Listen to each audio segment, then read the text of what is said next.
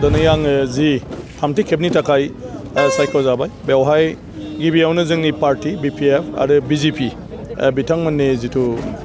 आंनि फारसे फोथायथि लाखिनानै फिन थामथि बारनि थाखाय माने केन्डिडेट हिसाबै थांखि लाबाय बेनि थाखाय बियो जाफुंदों बिथांमोनखौ आं धन्यबाद होयो आरो थामथिसिम कन्टिनिउआस भाबे आङो राजनैतिक भाबै राज्य सभायाव MP जानाया आं सानो माने इसोरनिबो बेवहाय बोर सारस्रिनाय दङ ओंखायनो हयथ'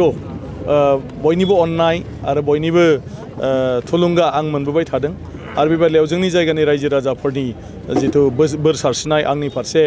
माने जेब्लाबो मोजां हास्थायनाय दं बिनिनो आं बेखौ फिथाइ होननानै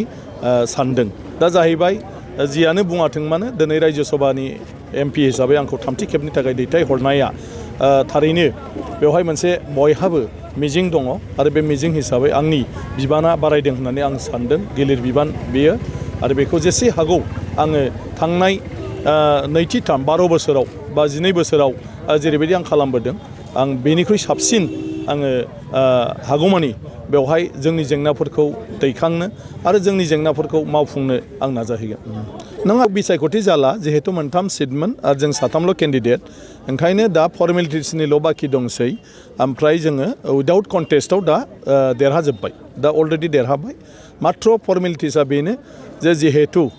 बेवहाय स्क्रुटनिनि दिन थायो केलेन्डार बियो समफोर जागोन माने 16 अक्ट'आव जागोन बेनि उनाव 19 अक्ट'आव सोरबाफोर जुदि बोखांनानै लायो बे मोनसे सुजुग दं बेनि उनाव 18 अक्ट' खालि डिक्लारेसन जासिगोन जिहेतु इलेक्सन गैला बे खालि डिक्लार होगोन फर्मेलि